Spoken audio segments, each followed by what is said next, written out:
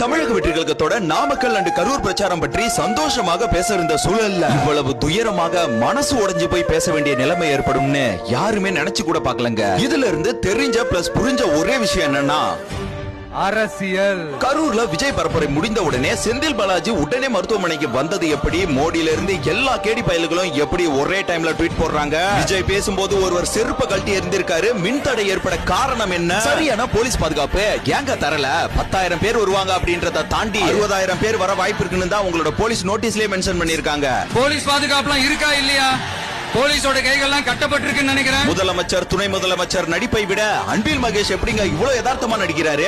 அன்றதெல்லாம் பண்ணிட்டு இங்க கலவரத்தை கண்ட்ரோல் பண்ற மாதிரி நடிக்கிறியா?